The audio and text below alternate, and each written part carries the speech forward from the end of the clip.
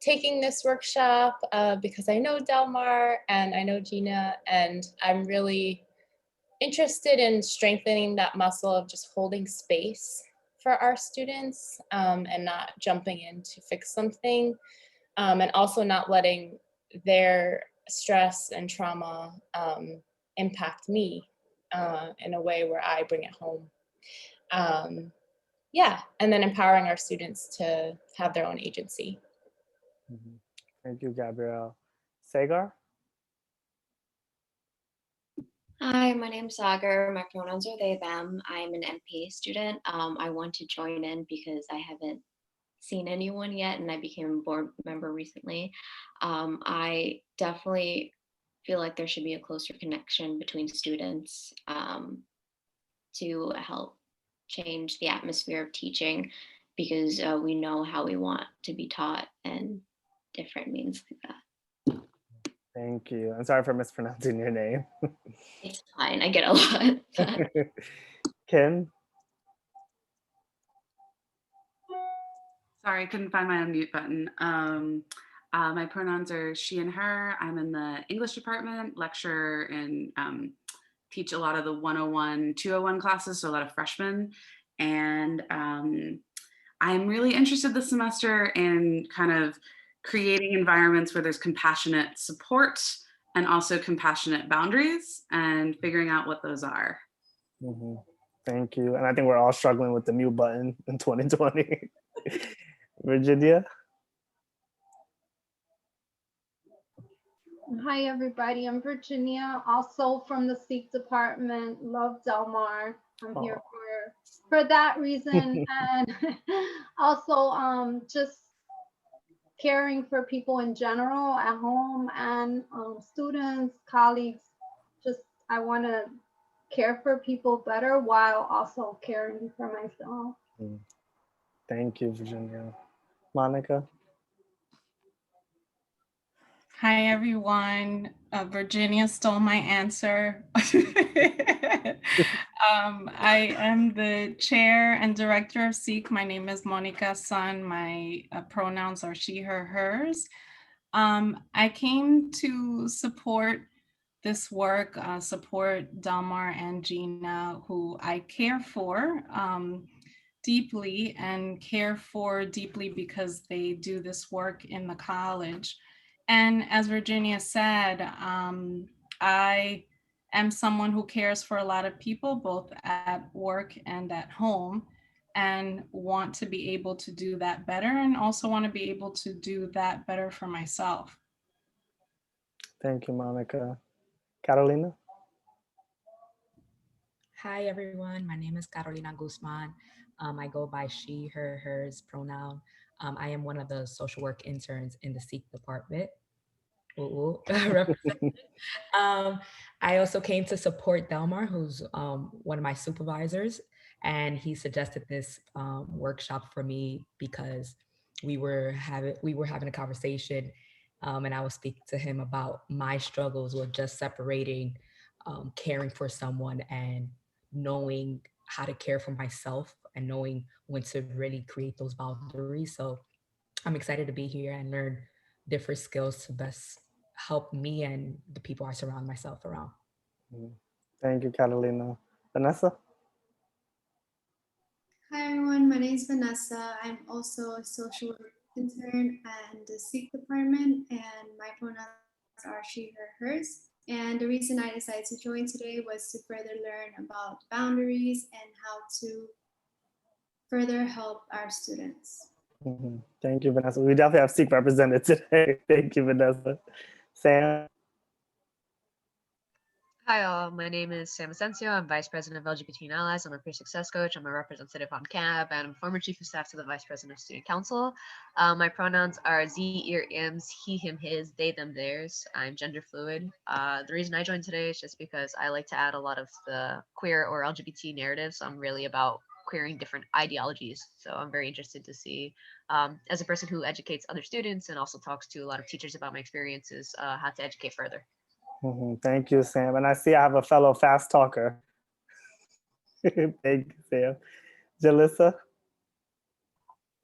Hi, my name is Jaleesa and I work with the Teaching and Learning Center. I'm an admin there. I'm in the Master's Human Rights Program at John Jay College, and I'm here, I guess, to help and assist with the logistics of the meeting. So, yeah. Thank you so much. Ivana?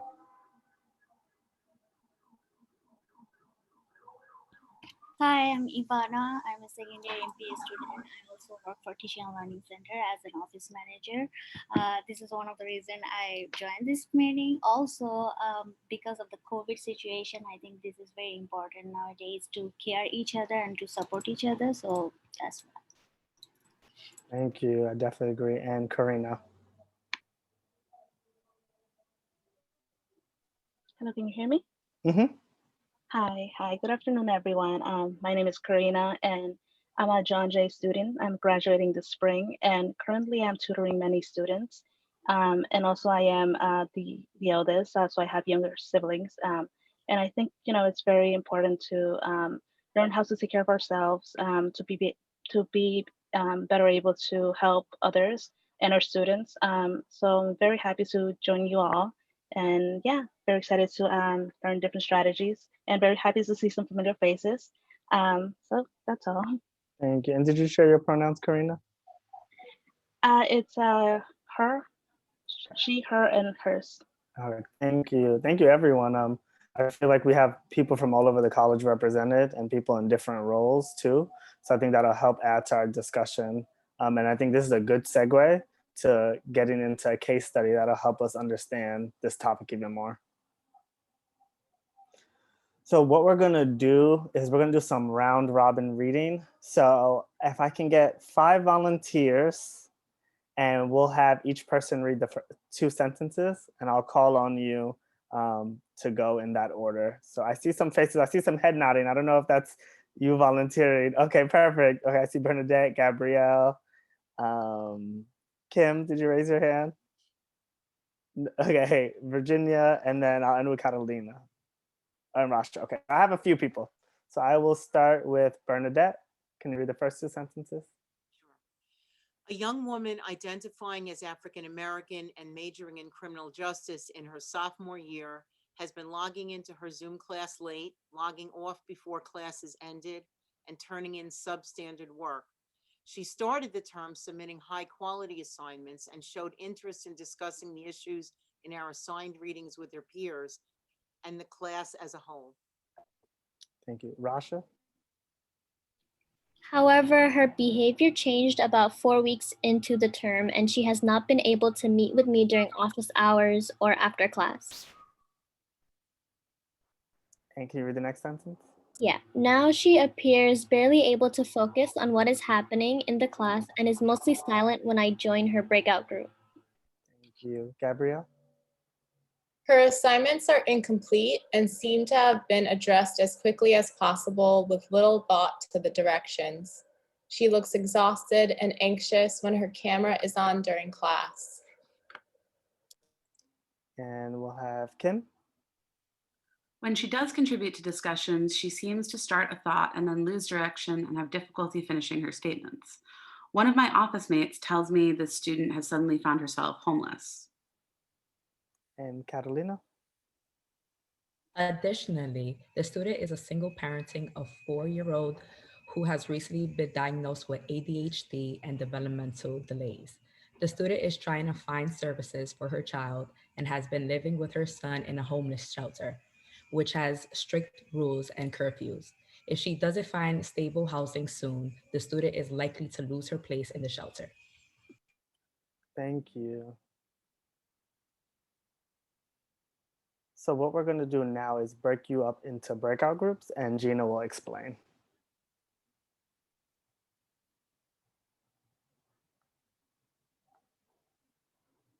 Oh, you're on mute, Gina. I'm making the breakout groups. That's why I look distracted and why the slides are going this way. There we go. Multitasking is just not with me today. It's okay. We're good. We're good. So here's your question, right? How would you respond if one of your faculty members asked you for advice regarding this case. So say a peer came to you and asked you how they should respond. What would you do? We're going to give you, I think, 8 minutes to discuss this in your rooms. And then when you come back, we're going to share what we think would be helpful. And we'll talk more about different kinds of protocols and approaches.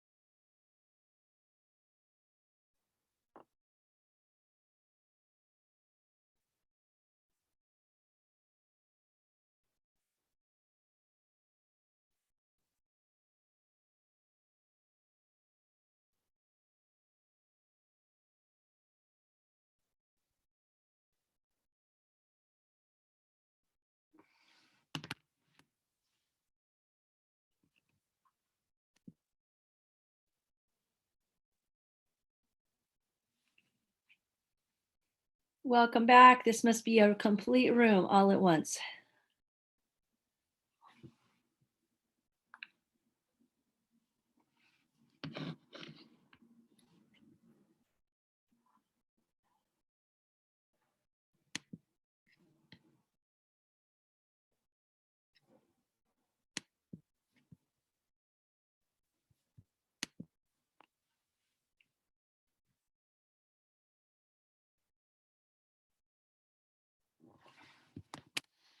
So how was the discussion?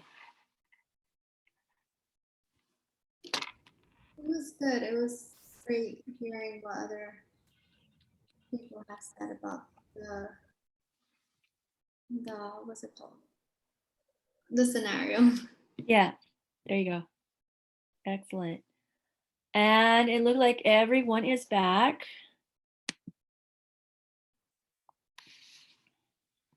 And we had 3 groups, right, Gina? We had 3 groups, and I see we have all 15 participants back. We're in great shape. How was that for you? Did you feel you connected to the scenario? You had things to say? A few different perspectives? Yeah? Okay. Delmar, do you want me to put up the questions? Oh, yes, please. And then we can have each group share back. Okay, so you're on, and I'll put the questions up. Okay. So can we have someone from group 1 just share back what you all discussed with the scenario? Any questions you had? I don't know what our group number was. You know, okay, so we can do. Zoom is terrible about that. They don't let you know, right? So So you know what, we'll skip. Okay, Gabrielle, can you share back our group and then we'll figure out who was in the other 2 groups. Sure. Okay, so our group was amazing. We talked about, validation first and foremost, and thanking the student for disclosing and sharing. Exploring resources, so asking what resources they already have for themselves, asking questions like, how are you feeling? How can I best support you? What do you need, right now? Just connection to the right, connection to the right people. And yeah, a lot of just like asking questions and holding space, I think, is what we talked about. And also just talked about some of the challenges within the scenario, like what that student might be experiencing with internet issues and other students who maybe you catch them, but then they disappear. And we talked about getting emergency contacts and stuff like that. Perfect. Thank you, Gabrielle. Could we have someone from Karina's group? If not Karina, share back. Sure. Our group was also really great. We discussed about maybe creating a plan of action for the student, perhaps extending deadlines, somebody in our group mentioned. And also something else that we discussed is resources, directing the student to maybe support groups or childcare maybe. So just connecting them with resources that that would help them. Thank you. And the third group, Monica, Bernadette, were you in Karina's group? No. Okay, Monica, could you share back from your group? Sure. We talked about the importance of listening and acknowledging, that the student is sharing this. And we also talked about helping the faculty member think about what could be the assignments or the ways in which to create assignments or deadlines and boundaries around those deadlines, like the importance of having realistic conversations about, what is possible and what isn't, and really checking in with the student about what are the goals that they want, and acknowledging that what's happening is a lot, and also being able to connect them with resources that are available to them. Does anyone else want to add anything? We had some discussion about sympathy versus empathy, because within our group, we had people who had shared similar experiences as this student is, and people who had not. And you don't want to express an attempt at false empathy when you haven't really experienced that. So, sympathy isn't as good, but you don't want to have false empathy either. And again, focusing on what that student's goals are, as Monica said, is their goal to just stay in all their classes and pass? Is their main goal finding services for their child? Like, what's most important to them, and try and be guided by that rather than what we think would be the most important thing. I think people really hit it on the nail, because we have people talking about validating the students' emotions, asking how they're doing, but definitely a big thing for a lot of us, right, are resources and what can we do to resolve what's going on in the class. And sometimes we spend more time on that versus how the person right in front of us is feeling and what they're going through. So I think this will be a great time to show some of the questions that we have that we sent out earlier for you all to think about.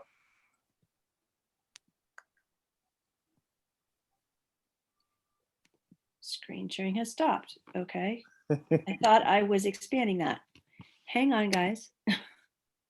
I can do this again. You were all emailed these questions earlier. So let's share screen again. Try that one. Okay. Here's what we want you to see.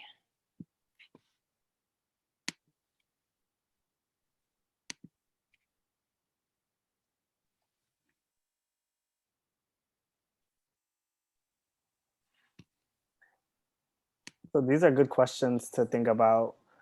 What are some of their basic needs? So with the overall situation, how are you feeling? What do you want me to know? I heard you say, can you say more? Have you talked to anyone else about this? And I think these are some of the things that people are mentioning in their groups, but sometimes we don't think about just what students' basic needs are.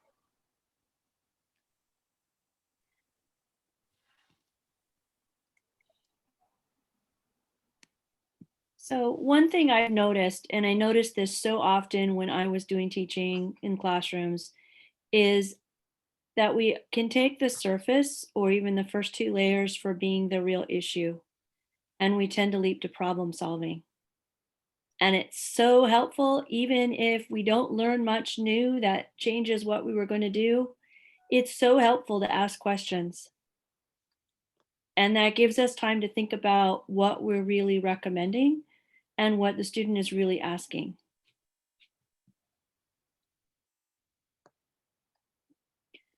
So are there questions here on the list that someone might ask the student in the scenario we looked at?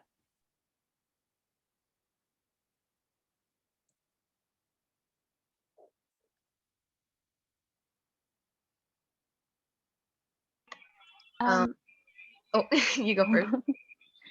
I think the fourth bullet point is really good, asking and saying, have you talked to anyone else about this?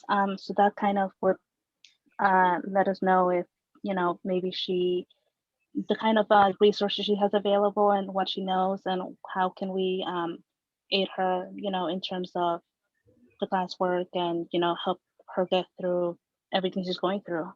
Mm-hmm. I think the two that I really like is what do you want me to know? And I heard you say blank. Can you say more? Because those are open-ended questions, and open-ended questions are really important for letting the student have the space to decide what they want to tell you. I think both of those give the student the option and control of the situation, especially when they may be in a situation that feels uncontrollable. So giving them that agency is really important. Yeah, exactly. And we wouldn't ask all of these questions at once. We might choose one or two from different categories and be very sensitive based on what the student is presenting in terms of which question, right? How much are we going to ask them to divulge? Because it's really none of our business except they're asking us for help. So we have to negotiate with the student about where that middle ground is. And then, Delmar, do you want to say more? Yeah, and then after asking some of these questions, then it helps us figure out what referrals we need to make or what action plan we're going to create with the student, versus oftentimes sending them a referral or recommending a resource without getting all the information. Mm-hmm. Exactly. So I emailed you the questions so you can think about them more at a different time if you need to. And let's go back to the PowerPoint.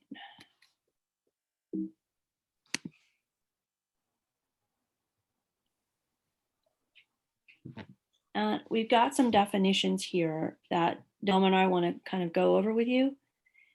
Do you want to do this, Delmar? Yeah, we can do it together. Okay. All right. I think the most important thing is understanding, right, the difference for caring, not just for our students, but just the folks in our lives. So understanding the difference between caring versus caretaking or caregiving. So when we care for someone, we sustain an empathetic presence towards others and their problems and distress. So active and an attentive presence. If we can listen to what the person in front of us is saying, then we'll be able to respond versus just reacting to what we think we're hearing or planning our response, right? We hear homeless or cancer and we're already thinking of things without sitting with the person right in front of us. Yeah. And it's so much about staying contained within ourselves and keeping our boundaries. The student or the person who is asking for help is a separate person. And there are many things we may be able to offer them, but we have to let them stay that person with their own decision, their own empowerment, or we're doing them a disservice. So when we take care of others, we're really taking over because we're taking away decisions from them. And we are assuming that they're incapable of making decisions when in fact they might have been asking for validation, as some of you said, or they might be asking for something we didn't pick up on. And when we are caregivers for others, we lose essential parts of ourselves and offer help that may not be wanted or appropriate. So sometimes because we're jumping to a solution, it might not be what the person right in front of us actually wants or needs. And it sometimes is more about us feeling comfortable. You know, oftentimes I think other people were saying in the chat, feeling like you're not doing enough or feeling impacted by what the person is sharing. So you're trying to make yourself feel comfortable and make yourself feel okay, and not the person in front of you that you're here to support. Yeah, and it's this problematic giving of ourselves without staying within our own containment, our own boundaries. We really do lose a lot. And if we've been parents or we have taken care of people who were chronically ill or mortally ill, you know what it's like to lose yourself in constantly giving of that time and effort and that energy. And I don't think that it's helpful to people who are not in those situations to be on the receiving end of that much from us, because it's not really theirs and it's not ours to give. I think it also can just make us resentful too when we're helping people. We're trying to make ourselves feel better, and then in the end, we're just angry. So many emotions, right? So many emotions.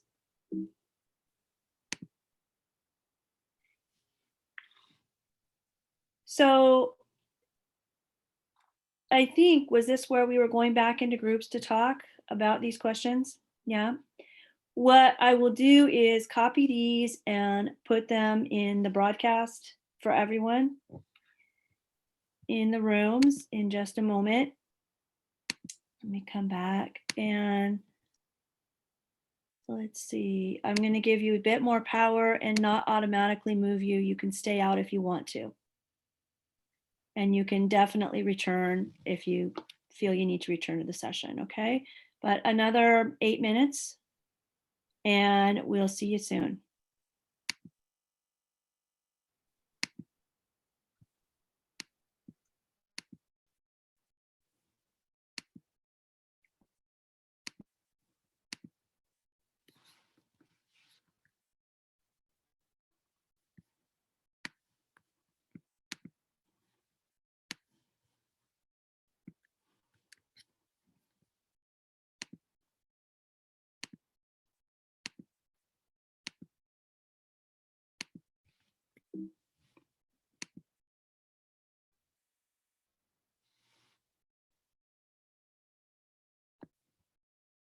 Care, we empower others to believe in their own experiences and to make decisions that align with their own sense of self and purpose. Okay. Vanessa. Another volunteer. Thank you. When we care, we spend energy being present with uncertainty and pain. We may find ourselves triggered during these moments. Thank you.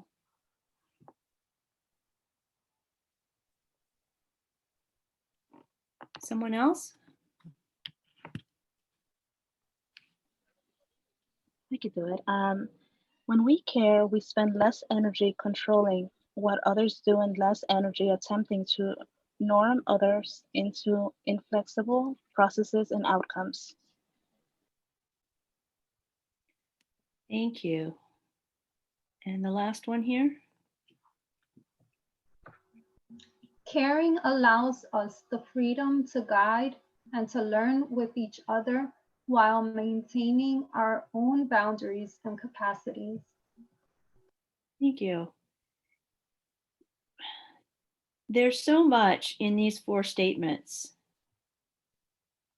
Yes, there's so much accountability and responsibility, and yet there's so much freedom. And there's so much alliance that this promises. And we will share the slides with you. I hope that you can think about these 4 statements and how they relate to what you're doing now in your own practice with students, teaching and counseling, and how you might be designing your interactions with students in the classroom, the Zoom classroom, Blackboard classroom, or, you know, in other ways that you connect. So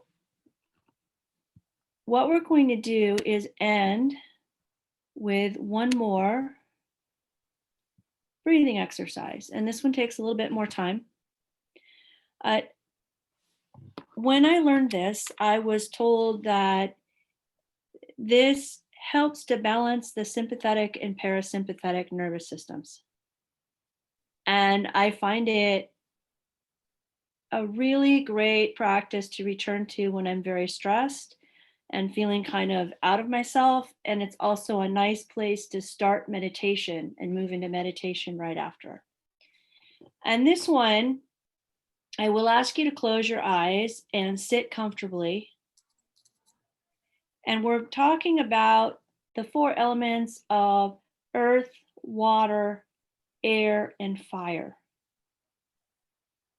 And each step in this represents one of those elements. So I want you to sit comfortably, and it's up to you what that means.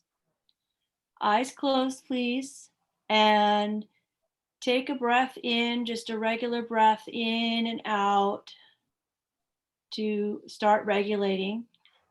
And I want you to think about having an inner eye that can scan your body from the top of your head all the way down to the tips of your toes. And you're going to take a moment just to notice what is happening inside and outside your body. I want you to hold that sense there because this is earth and it is what grounds us. It's being present without making changes. Now, I want you to breathe in through your nose. Breathe out through your nose. And then you're going to start noticing your exhalations, you're breathing out. Out, out, out, out. And now close your mouth while you continue to breathe through your nose. And you're going to make saliva in your mouth. It may take you a moment to coordinate your breathing and making the saliva, that's just fine. Breathing in and out through your nose is air. Making saliva in your mouth is water. And this is where we start to really balance the 2 nervous systems. So try to keep enough saliva in your mouth to swallow, but you don't have to. Keep breathing and keep your sense of your body that you scanned before. And now in your mind, imagine the place where you feel most positively and beautifully you.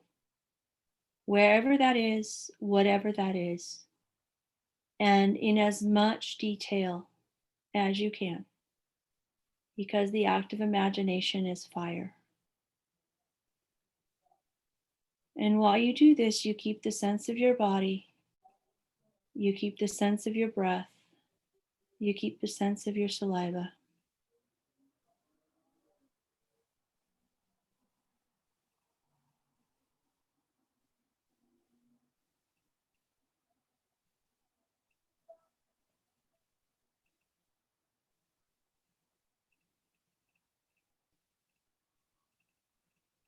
I want you to slowly come back into the sense of your breath.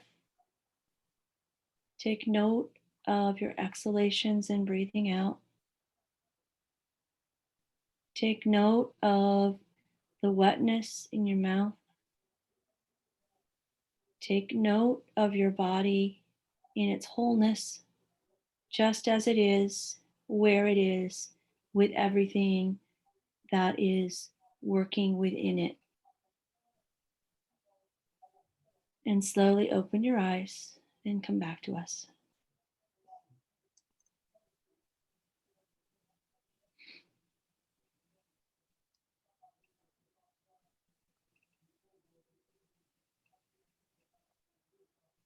Our first breathing exercise was to become present, which we need when we discuss questions like this, and especially when we're with a group of people we don't entirely know, because there's a great deal of trust that we've asked of you for the last 45 hour or so.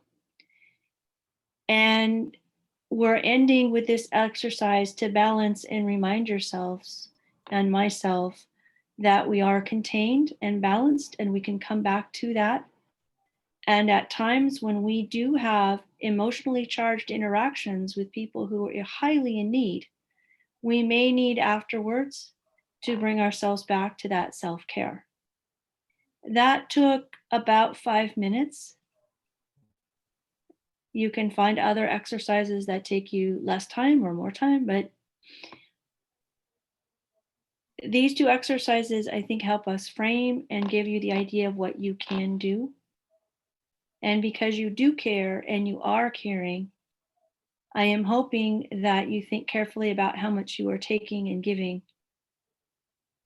as you work with those who are vulnerable to you. Because we can have a much more empowered world. And when we talk about decolonizing education, huge pieces of that are to stop taking control of what other people are thinking and doing and choosing. We frame. Delmar, do you have final words you want to offer? Yeah, thank you so much for doing that, Gina. I always like that activity. And in Seek, we're used to mindfulness and contemplative practices because Monica has us do them all the time. So I really appreciate that. I want to just end with everyone thinking about one word about what they're going to take away from this experience or how they're feeling. It can be positive, negative, indifferent. Try to keep it to one word. If you need a little bit more, that's fine too. And then that's how we'll end in the chat. I want to thank everyone for just coming today. I can tell this is a group of caring people, not caretakers or caregivers. I can tell everyone in this group, not only with your work, but just in your life, you take care of lots of folks. So we have to make sure, of course, we take care of ourselves to the best of our ability. So thank you for coming today. Leave your word in the chat and then you can sign out. And some words are coming in now. Acceptance, grateful, connection, strength, interconnected, thankful, empathy, allowing others their agency, support, thankful, connected. So those are great words. Thank you all. Yeah, thank you. And I want to thank Delmar for agreeing to partner in this and sharing so much. She's just clearly extremely skilled as well as very caring. And it's so good to see him lead. Thank you, share Gina. that leadership with us. Thank you, Gina, for everything. And Monica said care equals redistribution of power. Yep. Thank you all. Thank you, Gina, so much. You're welcome.